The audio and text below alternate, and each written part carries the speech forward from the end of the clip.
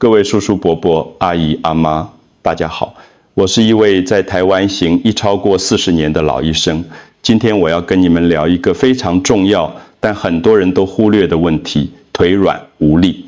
想象一下这个画面，您住在台北的老公寓里，没有电梯。某天早上，您准备爬楼梯上2楼，才走到1楼，腿就开始发抖，膝盖又热又痛。您必须用力抓住扶手，才能勉强站稳。这样的情况是不是听起来很熟悉？我要告诉您一个惊人的数字：60岁以后，我们每年会流失3%的腿部肌肉。3%听起来不多，但10年下来就是30%。在台湾，跌倒是老年人住院的最大原因。很多叔叔伯伯因为腿软跌倒，结果骨折、卧床，甚至再也站不起来。如果您没有把这支影片看完，可能会错过3个简单的动作。这3个动作可以帮助您避免将来坐轮椅的命运。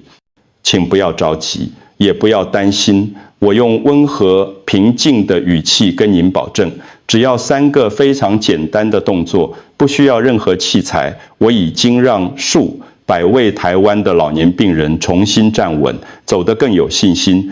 让我用一个简单的比喻来解释：我们的肌肉就像汽车的引擎，血管就像高速公路，当肌肉变弱，引擎就没力，整台车就得更用力运转，膝盖就容易痛，也容易跌倒。今天这支影片，我会告诉您为什么60岁后腿会越来越软，有什么危险，以及最重要的3个在家就能做的训练动作。请您一定要听到最后，因为这关细到您未来的行动、自由和生活品质。别忘了订阅我们的频道，并开启小铃铛通知，这样您就能收到我们最好的健康建议。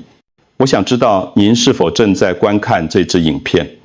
如果您觉得这个内容有帮助，请在留言区打1；如果没有，请打0。现在让我们来谈谈一个更严重的问题：为什么60岁后腿会1年比1年软？这背后有一个恶性循环：腿软不敢多动，更软更不敢动，最后跌倒风险大增，甚至髋骨骨折。我必须很坦白地告诉您，在台湾，老年人髋骨骨折的严重性，就像发生一场严重的交通事故一样。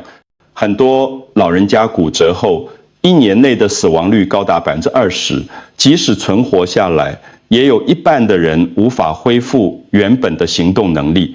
但是，请您放心，我要告诉您一个好消息：腿软病不完全是因为年纪大。研究显示，70%的肌肉流失其实是因为我们的身体没有被正确启动、正确使用。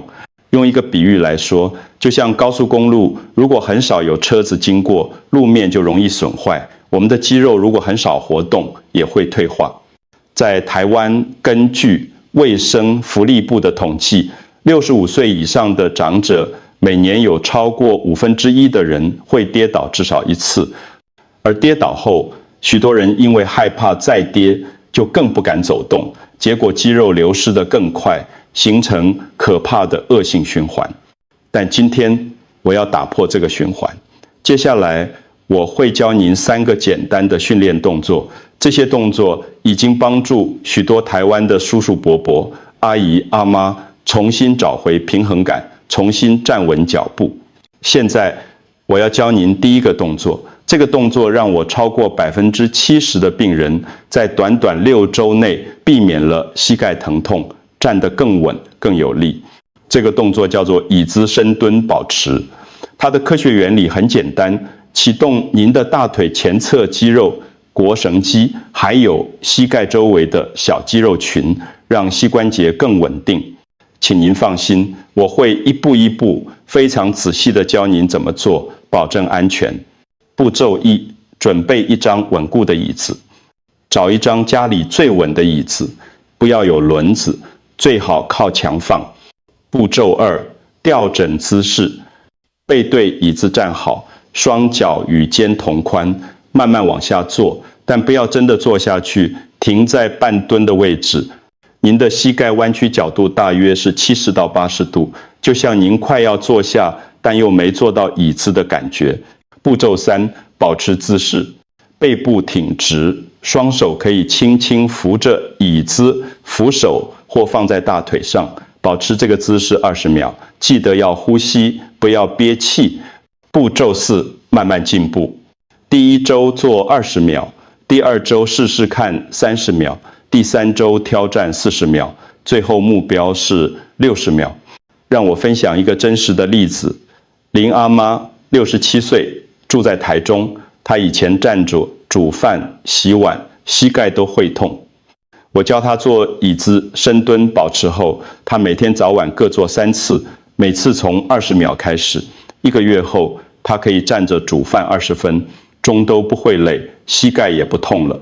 她跟我说：“医生，我现在可以安心煮一桌菜给孙。”只吃了，注意事项：呼吸很重要，保持自然呼吸，不要憋气，否则会头晕。常见错误：膝盖不要超过脚尖，这样会伤膝盖软骨。进阶版本：如果您觉得太简单，可以试着踮起脚尖，这样能训练到小腿肌肉。这个动作的好处非常多，减少膝盖疼痛，增强腿部基础力量，改善站立时的稳定性。每天只需要5到10分钟，您就能感受到明显的进步。现在我必须暂停一下，跟您说一件非常重要的事情。如果这些动作做错了，不但没有效果，还可能受伤。我看过太多老人家因为姿势不对，反而让膝盖更痛，甚至跌倒。让我告诉您3个最常见、最危险的错误。错误1：膝盖超过脚尖。当您做深蹲或半蹲时，如果膝盖往前超过脚尖太多，会让膝盖软骨承受过大压力，久了就会磨损、疼痛。错误2：站立时把膝盖打得太直。有些人站久了，会习惯把膝盖锁死，完全打直，这样反而会让关节受伤。正确的方式是膝盖保持微微弯曲。错误3：憋气用力。很多人做动作时会不自觉憋气，这样血压会突然升高，容易头晕甚至昏倒。那怎么避免这些错误呢？很简单，对于错误1：做动作时，想象您的膝盖和脚尖是一条垂直线，膝盖不要往前超过脚尖。对于错误2：站立时，膝盖保持像蛋黄一样微微松软。对于错误3：记得保持呼吸，甚至可以数数字，吸气、吐气、吸气、吐气。我向您保证，只要调整1-2公里的角度，您就会立刻感觉到轻松很多。我看过太多病人，原本做得很辛苦，但只要稍微调整姿势，就变得轻松又有效。记住，安全永远是第一位。如果您有任何不舒服，请立刻停下来休息。现在我要教您第2个非常有效的动作——慢速登阶。先让我告诉您一个惊人的数据。研究显示，能够慢速正确地做12到15次登阶的老年人，跌倒风险比不会做的人低了80%。我有很多病人跟我说，在台北搭公车时，要踩上那个高高的阶梯，都需要别人扶助，但只要经过4周的正确训练，他们就能自己轻松上车，非常有信心。什么是慢速登阶？就是用非常慢、非常稳的方式踩上一个台阶，重点不是快，而是慢、稳、有控制。怎么做？步骤1：选择合适的台阶。您可以用家里门口的台阶、院子的阶梯，或者一张稳固的矮凳，高度大约10到15公分就好，不要太高。步骤2：找到支撑脚。一只脚踩在台阶上，这只脚要承受100%的力量，另一只脚轻轻放在地上，只是辅助平衡，不要用力推。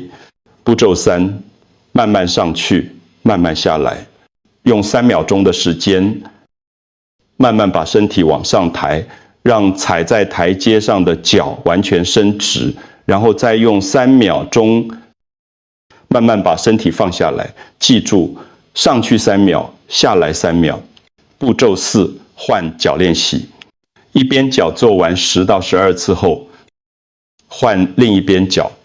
让我分享一个真实案例。蒋伯伯72岁，住在高雄。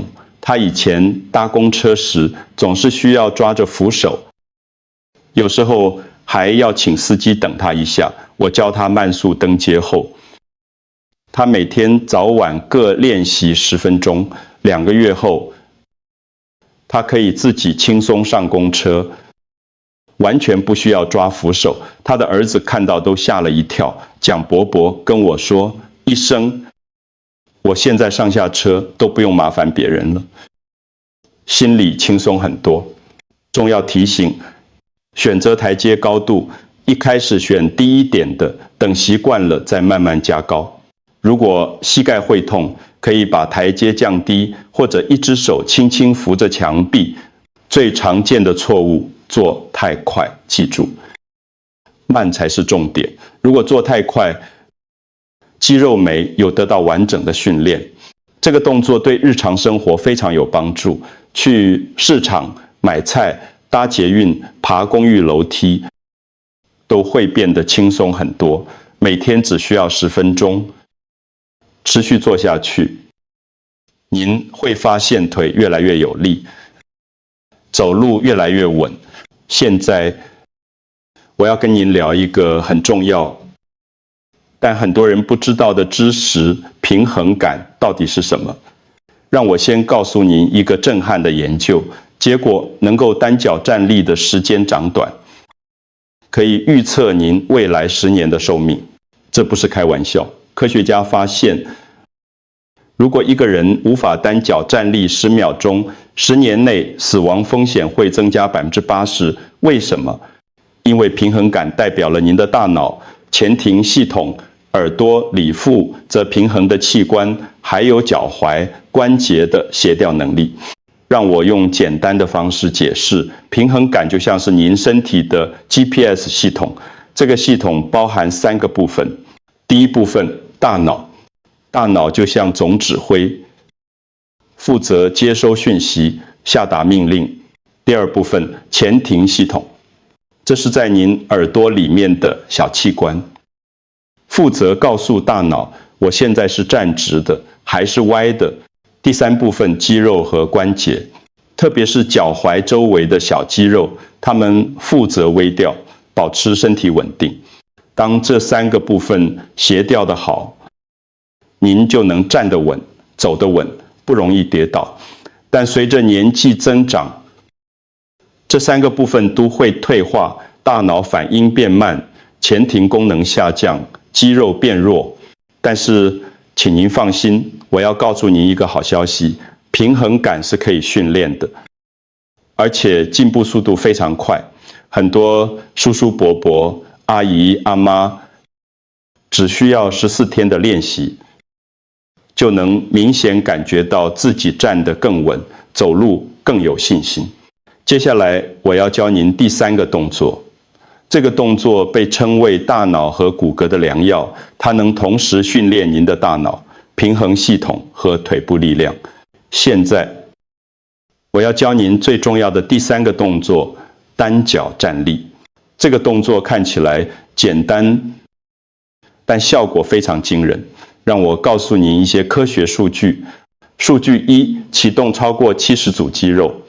当您单脚站立时，全身有超过70组肌肉会同时启动，包括小腿、大腿、臀部、腰部，甚至背部的肌肉，都在努力保持平衡。数据2，无法站立10秒等于风险增加80%。研究显示，如果您无法单脚站立10秒钟， 10年内死亡风险会增加80%。这不是要吓您，而是提醒您，平衡感真的非常重要。数据3，增加骨密度。持续训练单脚站立几个月后，髋骨的骨密度可以增加2%。别小看这2%，对预防骨折非常有帮助。数据4，增强大脑灰质。单脚站立还能刺激大脑中负责记忆和空间感的区域，让大脑更年轻。听起来是不是很神奇？但请您放心，我会一步一步教您怎么做。从最简单的开始，等级 A 章开眼睛，轻触椅子，站在一张稳固的椅子旁边，一只手轻轻搭在椅背上，抬起一只脚，离地大约5到10公分，保持10到20秒。如果站不稳，随时可以扶着椅子。等级 B 章开眼睛，不碰椅子。当您习惯等级 A 后，试足不要碰椅子，但椅子还是放在旁边，以防万一。双手自然放在身体两侧，单脚站立20到30秒。等级 C， 闭上眼睛。这个难度突然变高，闭上眼睛后，您会发现平衡变得困难很多。一开始可能只能站5秒，慢慢练习到20秒。等级 D， 闭上眼睛加转动头部。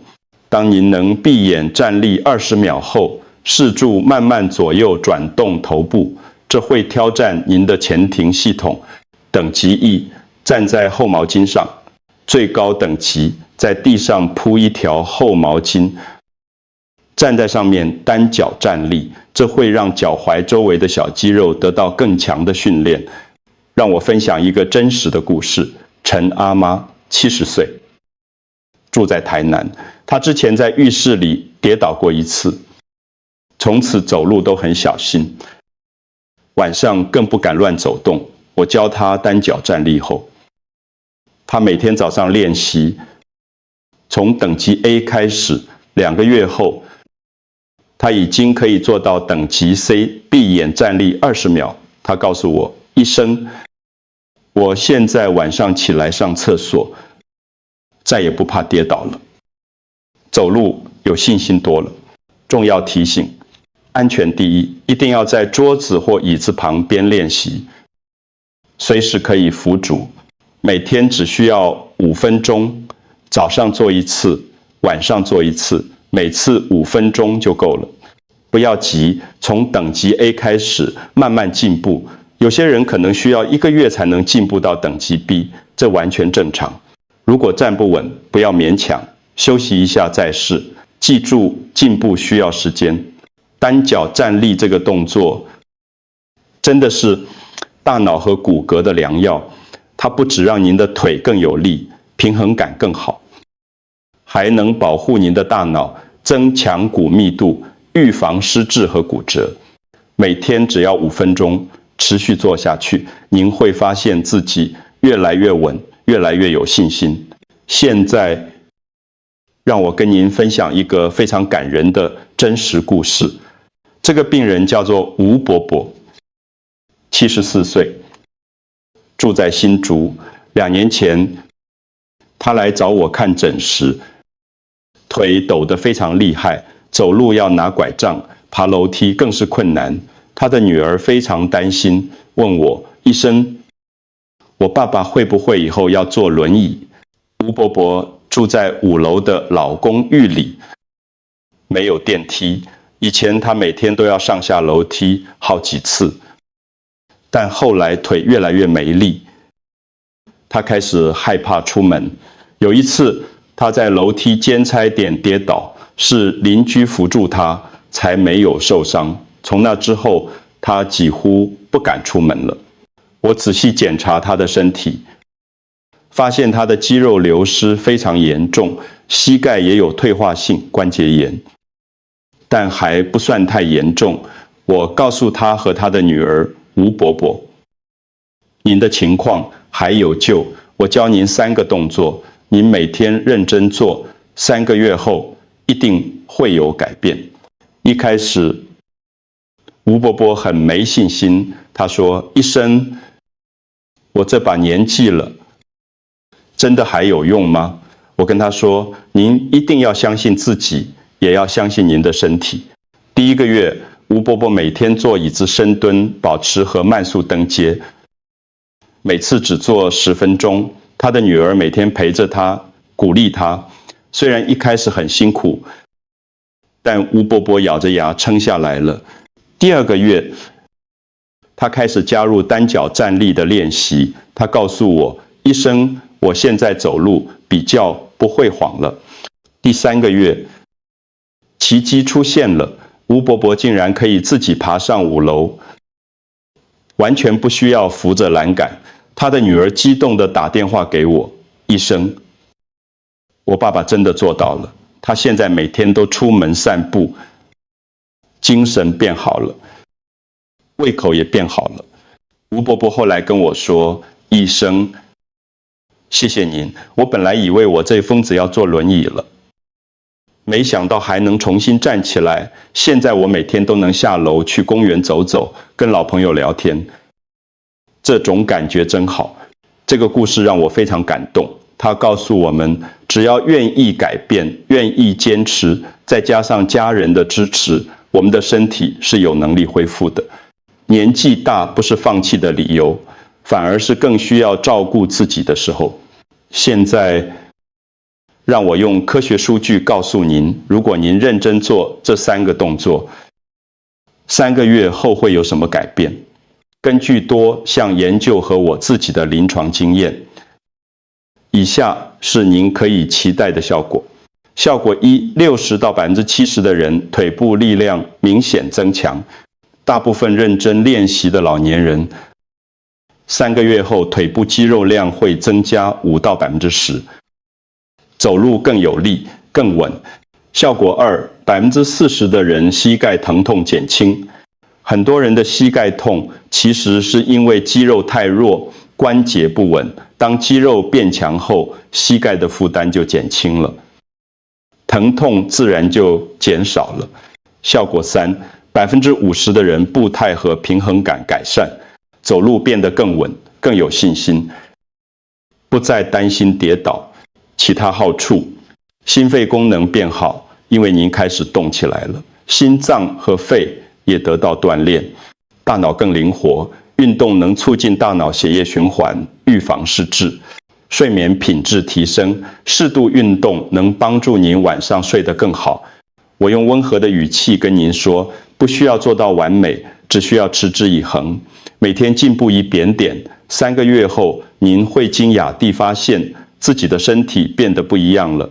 记住，改变需要时间，不要因为1、2天看不到效果就放弃，坚持下去，您的身体会回报您的。